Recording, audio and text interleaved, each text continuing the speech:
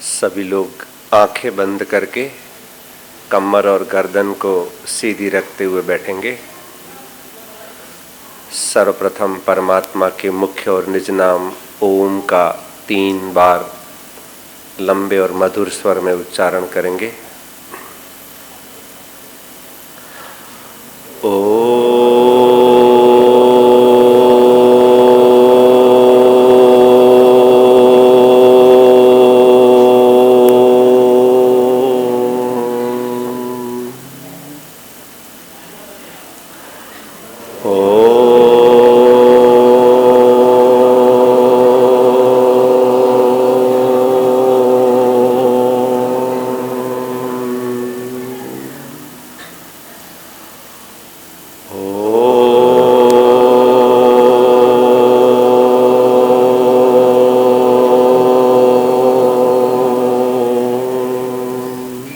आदरणीय स्वामी विप्रदेव जी, ब्रह्मचारी रामकृष्ण जी, मंच पर विराजमान आदरणीय सुरेश जी, राजकुमार जी, इस शिविर के शिविरार्थी, सौभाग्यशाली शिविरार्थी महानुभावों, माताओं और बहनों, पिछले 5 दिनों से आपको बहुत कुछ सुनाया है, बहुत कुछ सुनाया है। पूरा बल लगा के जितना समय था सुनाया। प्रायः मैं 45 मिनट की कक्षा लेता हूं, यहां मैं 1.5 घंटे तक की कक्षा अकेला बोलता था।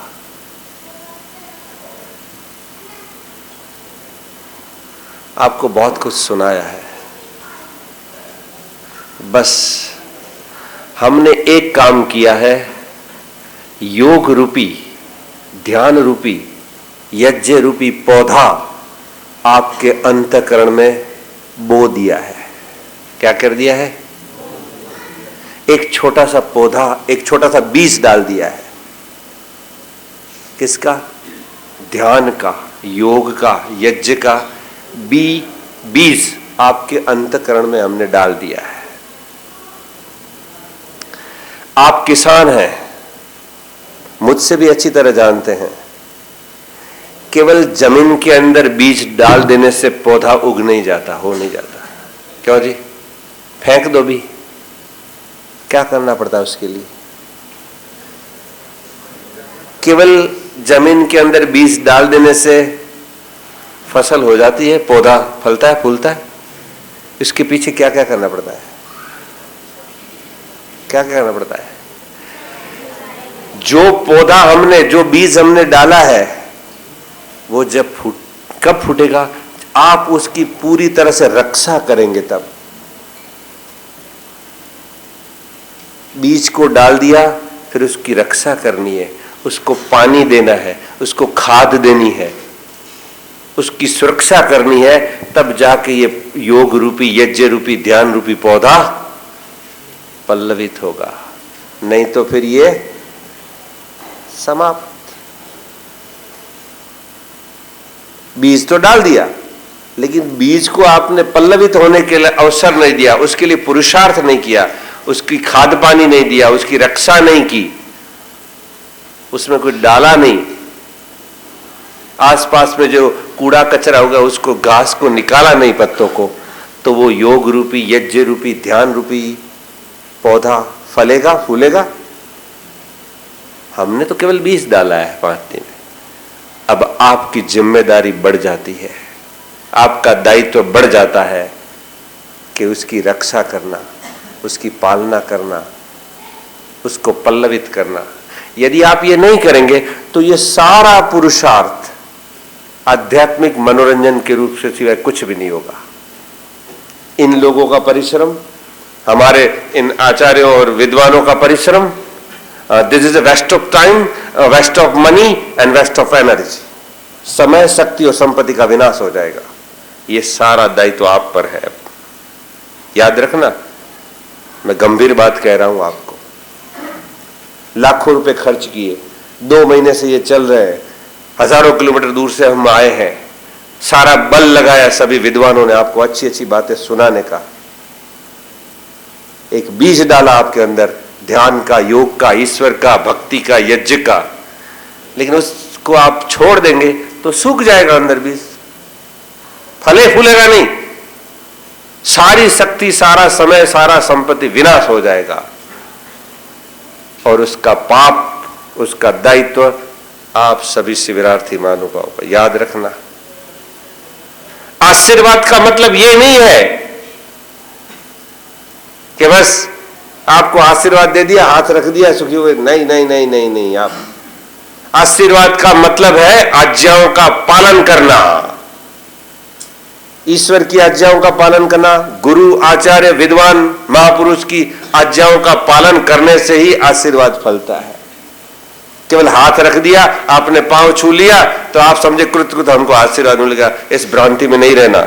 मैं आपको वैदिक बात बता रहा हूं, याद रखना मेरी बातों को, बहुत गंभीर बातें हैं। आशीर्वाद का मतलब है आज्ञाओं का पालन करना। इन 5 दिनों के अंदर विद्वानों ने अपने बल लगा जान दिया, इन्होंने अपना तन मन धन लगाया। इन पर्दे के पीछे कई लोगों का सहयोग रहा है, पर उसकी सारी लाज आपके हाथ में। लाज रखना होता है ना, कहते हैं ना बेटे, मेरी लाज तेरे हाथ में है। अब हमारी लाज है ना आपके हाथ में। इन समिति वालों और विद्वानों को आप जाएंगे, लोग हमको क्या सीख के आया था, क्या दिखाया, ये सर्टिफिकेट आपको दिया ना, इसकी कोई कीमत नहीं है, ये कागज के टुकड़े की। सच्चा सर्टिफिकेट ये है आपका व्यवहार, आपके विचार, आपकी वाणी। आप घर जाएंगे, पड़ोस में जाएंगे, मित्रों से मिलेंगे, साथियों से मिलेंगे, माता पिता से मिलेंगे और वो आपका व्यवहार देखेंगे, आपकी दिनचर्या देखेंगे, आपका खान पान देखेंगे, यही आपका सच्चा सर्टिफिकेट है। इस कागज के टुकड़े के सर्टिफिकेट कोई नहीं है। स्वामी दयानंद ने कभी अपने नाम के पीछे लिखा नहीं था दर्शनाचार्य, व्याकरणाचार्य, उत्तराचार्य, आचार्य। देखना, कोई नहीं लिखता। मनुष्य का सबसे बड़ा सर्टिफिकेट उसका व्यवहार है। आज तक मैं लगभग 25-30 साल से प्रचार काम करता हूं, मुझे कई लोगों ने बुलाया प्रचार के लिए, सैकड़ों जगह गया, हजारों प्रवचन दिए मैंने, लेकिन आज तक मुझे कोई कागज के सर्टिफिकेट पूछा नहीं मुझसे। आपने मुझे कागज का सर्टिफिकेट देकर बुलाया था राजकुमार जी? कागज का सर्टिफिकेट देखा था? मेरी डिग्री पूछी थी? कागज की डिग्री को पूछ के नहीं, आदमी का व्यवहार। इन्होंने सुना था हमको, यूट्यूब में देखा, सुना, प्रत्यक्ष आए, रोजड़ आए, अजमेर आए, सुना, लगा ये बुलाओ आचार्य जी को। कई वर्षों, 4 वर्षों से प्रयत्न कर रहे थे, 2 वर्षों से उनको स्थान नहीं मिला, 2 वर्ष फिर कोविड आ गया। तो याद रखना, ये सर्टिफिकेट की कोई कीमत नहीं है। आपका सर्टिफिकेट आपका जीवन बोलना चाहिए, व्यक्ति का जीवन बोलना चाहिए, व्यक्ति के विचार बोलने चाहिए, व्यक्ति की वाणी बोलनी चाहिए। क्यों जी, स्वामी दयानंद के बाद कोई सर्टिफिकेट विरजानंद ने नहीं दिया था? दिया था विरजानंद जी ने, कोई स्वामी विरजानंद ने सर्टिफिकेट नहीं दिया, जा पूरा हो गया, कोई सर्टिफिकेट नहीं था। और हम इनको ऋषि मानते हैं, ऋषि थे। क्यों? उनका जीवन देखा हमने। आज भी आंख में आंसू आ जाते, आज भी। स्वामी दयानंद जिंदगी में, याद रखना, बड़े पैसे वाले थे, धनाढ्य परिवार से आए थे। कहां से आए थे? बहुत बड़े उनके घर में नौकर चाकर था, कोई भिख मंगे नहीं थे कि मिलता, खाना नहीं मिलता, चलो घर से निकल चलो, खाना पीना नहीं मिलता। आज बुरा नहीं मानना, आज गुरुकुलों में कई ऐसे विद्यार्थी आ जाते हैं जिनको खाना पीना कुछ नहीं मिलता, चलो डालो गुरुकुल में। जो गली में नहीं चले, जो गांव में नहीं चले, जो घर में नहीं चले, कूड़ा कचरा ऐसा बिन संस्कारी, डाल दो गुरुकुल में, हमको दे देते हैं, आप संभालो इसे। ऐसा नहीं था स्वामी दयानंद जी का जीवन। घर में नौकर चांदर, सोना चांदी थे। घर छोड़ के निकले तभी भी उनके हाथों में कई सोने के अंगूठियां थी, किन धुर्तो महात्मा ने उतार ली इनकी। बड़े धनाढ़ अपनी जागीर जमींदार थे। आप पढ़ना उनकी हिस्ट्री, ऐसे घर से भागे नहीं थे। इतना धनाढ़, इतना पैसे वाला व्यक्ति विवेक वैराग्य घर से निकल गया। महानुभाव, घर छोड़कर सारी ठोकर मार दी। पता लगा माता पिता विवाह की तैयारी कर रहे हैं, विवाह नहीं करना, भाग गया। उसके बाद वो कभी घर नहीं गया, कभी किसी से मिला नहीं, किसी से परिचय नहीं रखा घर वालों से। सच्चा सन्यासी था। और फिर आप देखिए आगे उनका जीवन, क्या गजब का जीवन है। लोगों ने जिंदे सांप फेंके, पत्थर मारा, जहर दिया, गालियां दी, जान लेने का प्रयत्न तो पता नहीं कितनी बार कर दिया उसका, लेकिन वो व्यक्ति कभी रोया नहीं, कभी आंख में आंसू नहीं आए कि मैं इतना धनाढ्य घर में इतनी वैभव छोड़ के मैं आया हूं, लोग मुझे पत्थर मार रहे हैं, मुझे जहर दे रहे हैं, मेरी जान ले रहे हैं। कभी कंप्लेन नहीं की, कभी शिकायत नहीं की कि मैंने ये क्या कर दिया, लोग देखो कितना मुझे कर रहे हैं, इससे तो अच्छा होता मैं घर में रहता। कभी रोए नहीं, कभी दुखी नहीं हुए, कभी अपना दुख व्यक्त नहीं किया स्वामी दयानंद ने। लोगों ने इतना सताया इनको, लेकिन इतिहासकार लिखते हैं, पढ़ना आप, फिर भी स्वामी दयानंद 2 बार रोए हैं, 2 बार जिंदगी में, 2 बार उनकी आंख में आंसू आया है। कब? एक बार जब कहीं, मैं नाम भूल रहा हूं, रात को 2-3 बजे उठ के छत पे टहल रहे हैं, उनका सेवक था, नाम मैं भूल गया, जगन्नाथ तो रसोईया था क्या, कोई सेवक था, मैं नाम भूल रहा हूं अभी। वो उठ के जग गया, देखा तो स्वामी जी शैया पे नहीं है, छत पे घूम रहे हैं। वो ऊपर गया, स्वामी जी क्या कष्ट है, कोई पीड़ा है, कोई व्याधि है तो मैं औषधि लाऊं, कोई दवाई लाऊं, कुछ आपकी औषधि क्या बताइए। कहते हैं पुत्र ये इसकी दवा तुम्हारे पास नहीं है। पर स्वामी जी क्या है, आप मुझे बताइए तो सही। स्वामी जी की आंख में आंसू आते। क्या कहा पता है? गाय कट रही है, उसका नाम लेके कहते हैं नौकर का, ये भारत देश जो विश्व का गुरु सोने की चिड़िया, यहां गाय कट रही है, गाय कट रही है। और स्वामी दयानंद रोते हैं गाय के लिए। हमारे भारत देश जिसको हमने माता कहा, ये मां तो हमको 1 साल 2 साल दूध पिलाती है, जीवन भर दूध पिलाती है। ये आप पढ़ना स्वामी दयानंद की पुस्तक गोकर्ण निधि, ज्ञानेंद्र जी आप गोकर्ण निधि है पुस्तक, पढ़ना। कितना बड़ा अर्थशास्त्री था, कोई बीकॉम पास नहीं था, लेकिन कितना बड़ा अर्थशास्त्र है। गौओं के लिए क्या लिखा उन्होंने, गाय कट रही है, ये मां तो 1 साल 2 साल दूध पिलाती है, ये जीवन भर मां हमको दूध पिलाती है, जिसके कारण हमारा शरीर फलता फूलता है। ये बड़ी मां, और पता नहीं कितनी औषधियां देती है हमको। गाय कट रही है, अपने लिए जो कभी नहीं रोया वो गाय के लिए रोया। और हम डूबके से बैठे हैं, बस सर्टिफिकेट मिल गया, वाह वाह की, घर जाके खा सो जाएंगे। आपकी नींद हराम नहीं हो जानी चाहिए। देश की, समाज की, राष्ट्र की परिस्थिति देखो, व्यक्ति निकल पड़ता है घर से कि आज ये हो रहा है, आज ये हो रहा है। हमारी तो नींद उड़ जाती है। मैं कहता हूं अभिमान, कभी कभी रात को नींद नहीं, ऐसी बातें खटकती है ना, आज भी नहीं आएगी मन में, ये बातें चुभती है कि कहां स्वामी दयानंद, कितना सब किया देश समाज के लिए इस व्यक्ति ने। मेरी मां कहती है तूने देखा नहीं दयानंद, जानता नहीं, फिर भी रोता है इसके लिए। रोऊंगा, ये मेरा ऋषि ने तो जो काम किया है, हम तो उसके आगे कुछ नहीं कर पा रहे हैं। हम तो केवल रोटी, उनके नाम की रोटी खा रहे हैं, ये दयानंद के नाम से हमें रोटी खिला रहे हैं। पढ़ना उसको, जीवन चरित्र पढ़ना, पहला काम यही करना, दयानंद को पढ़ना। आपको पता लगेगा कि ये प्रवचन नहीं है, टीस है हमारी। प्रवचन करना होता तो मुझे लाखों रुपए मिलते, करोड़ों रुपए, आज मैं अरबपति होता। ये आपके यहां बैठा नहीं होता। मेरे पास ऑफर है, आप हमारे यहां आ जाओ, हम आपको हेलीकॉप्टर देंगे। पैसा कमाना मुझे पता है बहुत इजी है इस लाइन में बाबा बनने के बाद। लेकिन दयानंद को मारा नहीं हमने, वेद को मारा नहीं, ईश्वर को मारा नहीं। अगर उसको मार दूं तो मुझे पता है 25 चैनल चालू करो, 50 बाबे आ जाते हैं रात। और क्या करते हैं, बड़े ठाठ से घूमते फिरते हैं, क्या कोई आश्रम बना के बैठे हैं। पैसा कमाना इजी है, मुझे पता है। मैं यदि ये छोड़ दूं, दयानंद को मार दूं, वेद को मार दूं, ईश्वर को मार दूं, मेरे पास रुपया रुपया है।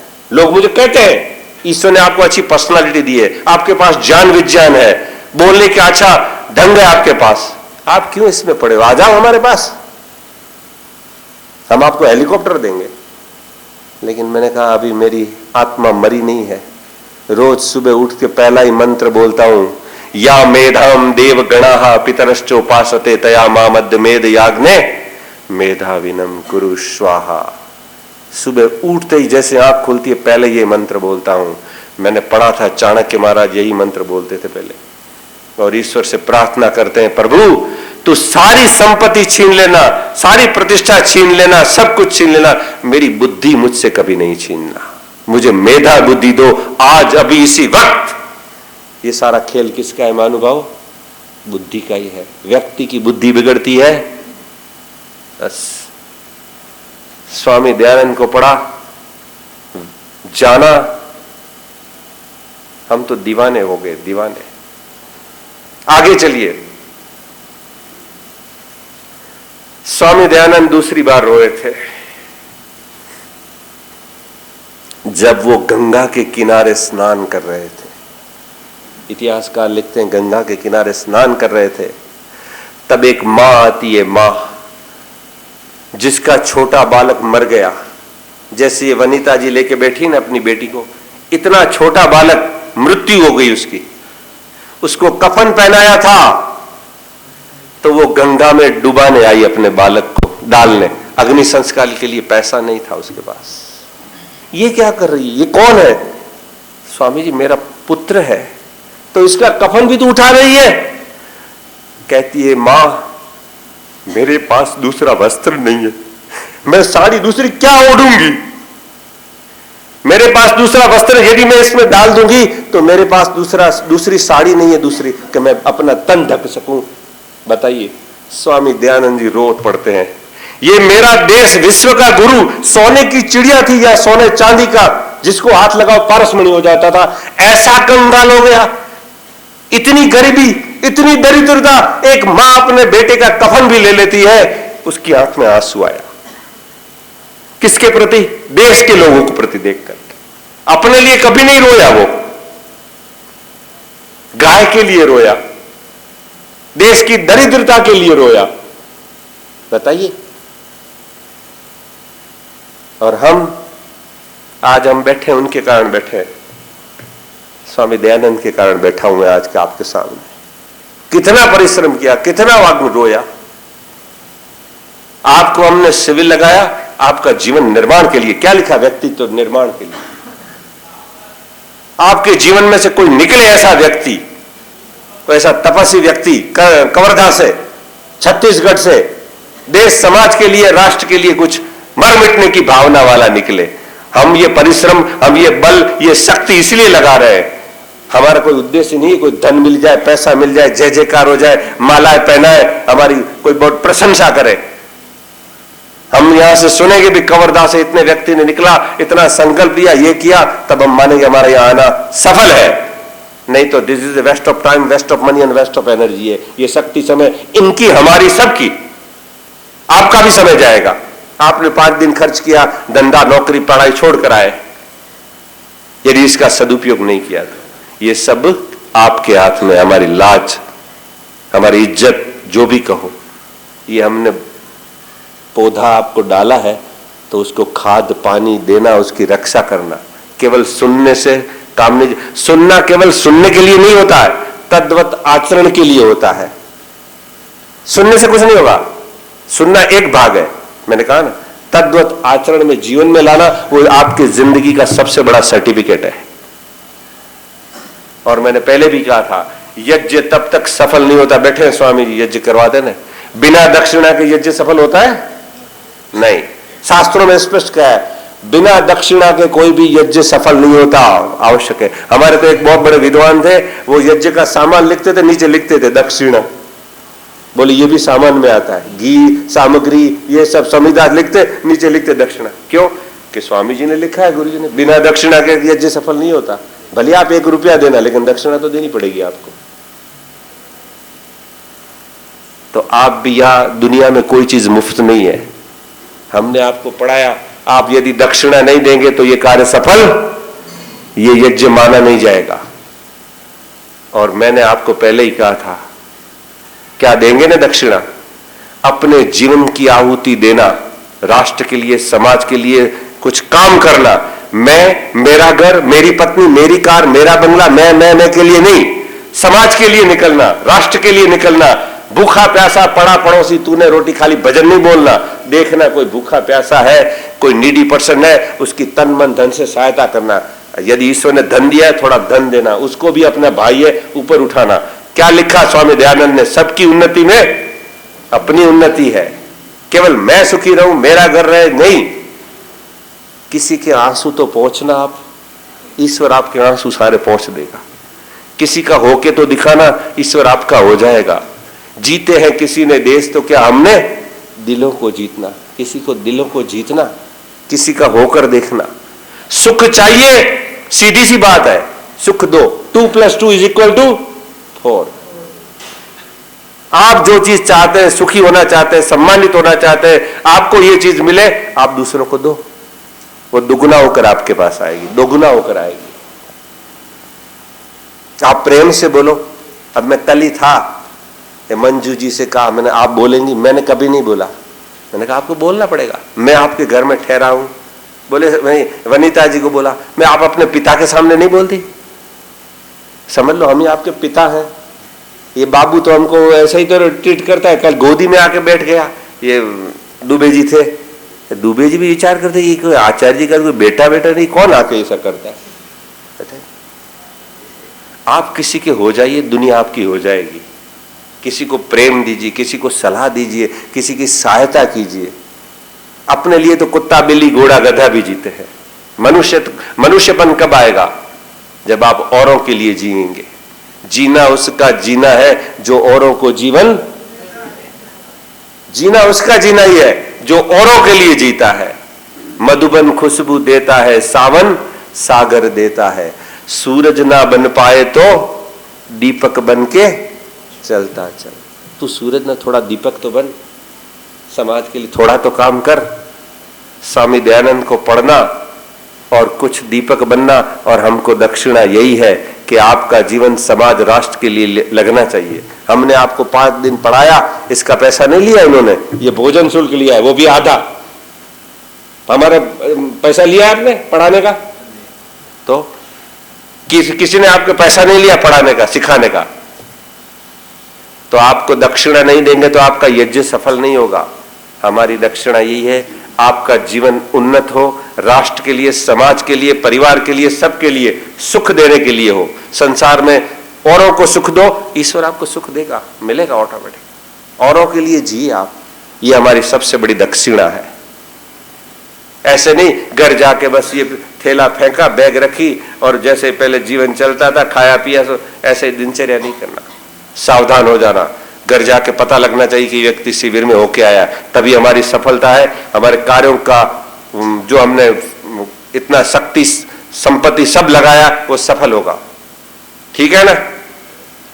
बस अंत में यही आशीर्वाद देता हूं, ईश्वर की आज्ञाओं का पालन करना। गुरु आचार्य उपदेशकों ने जो आपको सिखाया पढ़ाया है, उसकी आज्ञाओं का पालन करना, मानना और उसके अनुसार अपना जीवन को पवित्र, प्रामाणिक, परोपकारी, देश समाज के लिए बनाना। बस ईश्वर से अंत में यही प्रार्थना है, आप सभी का जीवन मंगलकारी, ईश्वर भक्त, ईश्वर की आज्ञाओं के अनुरूप देश समाज के लिए लगे, ऐसी मैं ईश्वर से प्रार्थना करता हूं और मंगल भावना व्यक्त करता हूं। ओम सम, सबका कल्याण हो।